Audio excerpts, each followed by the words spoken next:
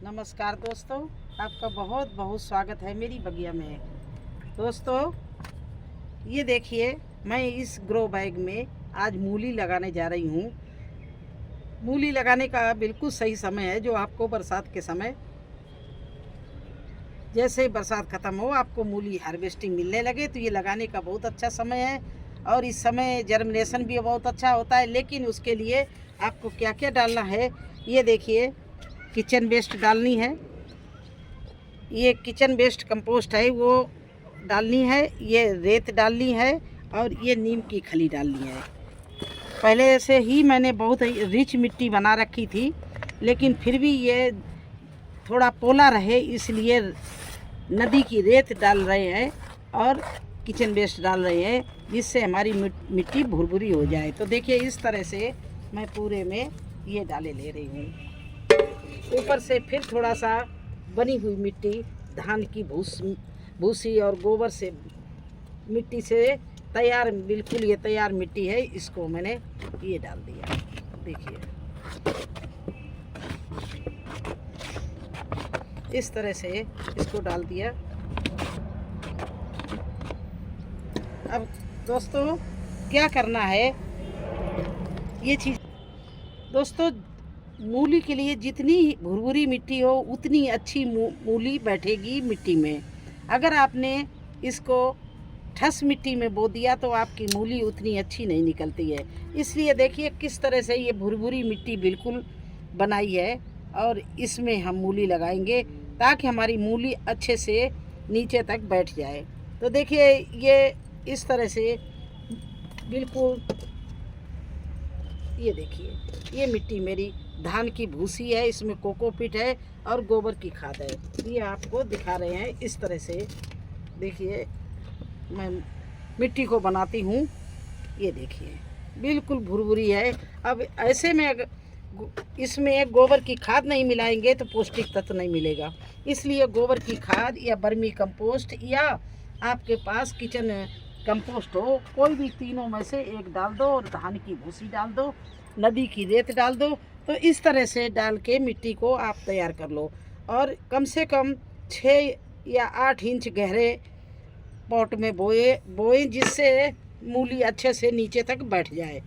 अब करना क्या है दोस्तों, देखिए ये इस तरह से छितरा के बोएंगे तो ये क्या है, कहीं गिरेगी कहीं नहीं गिरेगी, कहीं गिरे तो इसमें हम बनाए ले रहे हैं लाइन से होल।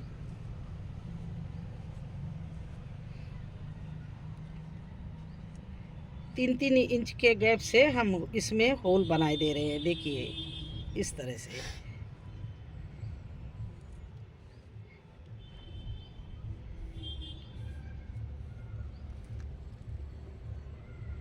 ये देखिए मैंने इस तरह से इसमें होल बना दिए, जिससे आइडिया रहे कि देखो हमारा सीड है कितनी दूरी पर हमने लगाया है। और दोस्तों इसको एक होल में एक दाना हमें डालना है।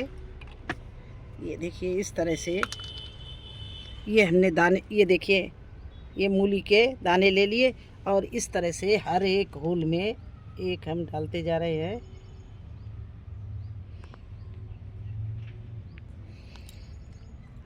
अब ये ना ज़्यादा गहरा होगा, ना ज़्यादा दूर होगा, ना ज़्यादा पास होगा, बिल्कुल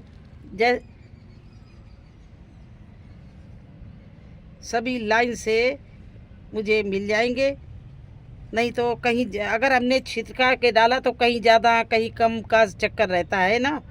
तो इसमें क्या है, एक सा दाना पड़ेगा सभी में और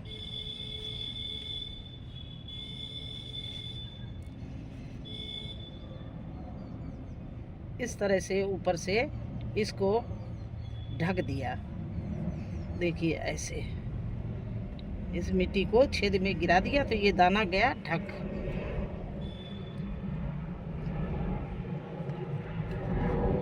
और ज़्यादा गहरा नहीं, बस आधा इंच गहराई में इस दाने को रखना है, क्योंकि ज़्यादा गहरे में दाना निकल नहीं पाएगा, सड़ जाएगा।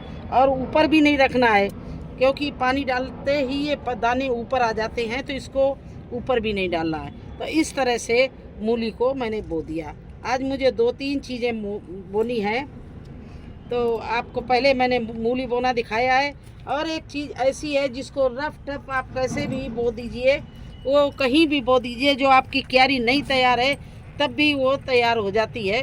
और पहली बार इस सीज़न में बरसात में हम ये काली सरसों बोने जा रहे हैं, ये देखिए। और इसके लिए हमें कोई क्यारी की तैयारी नहीं है, कैसी भी हो इसके दाने जैसे पड़ जाएंगे तो ये कहीं भी निकल आती है। तो चलिए इसको भी बोते हैं।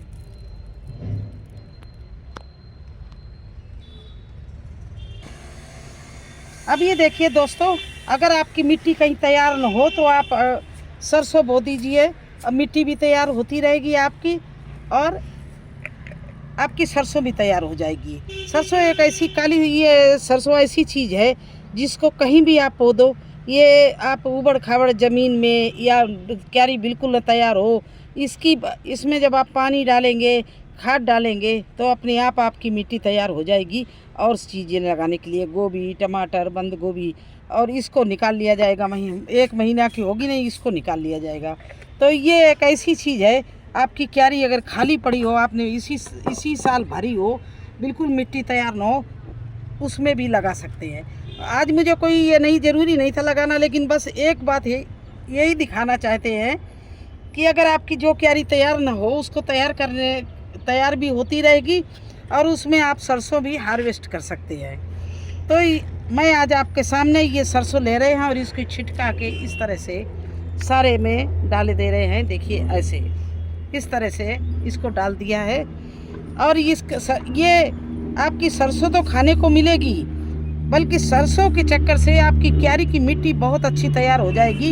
इसमें मैंने पत्ते की खाद, गोबर, पास से देखिए आप, ये देखिए पत्ते की खाद बना के डाली है, ये देखिए अभी सब पूरी तैयार नहीं हुई, लेकिन इसको हमने बो दिया। और इससे क्या है कि ये इसकी नमी से, सरसों की नमी से आपकी क्यारी की मिट्टी इतनी बढ़िया तैयार होगी और ऊपर से आपको सरसों भी हार्वेस्टिंग के लिए मिलेगी।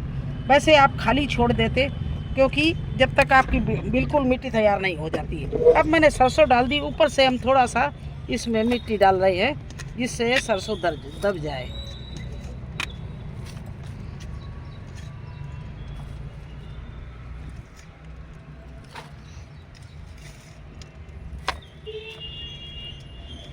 इस तरह से ये देखिए हमने मिट्टी डाल दी है।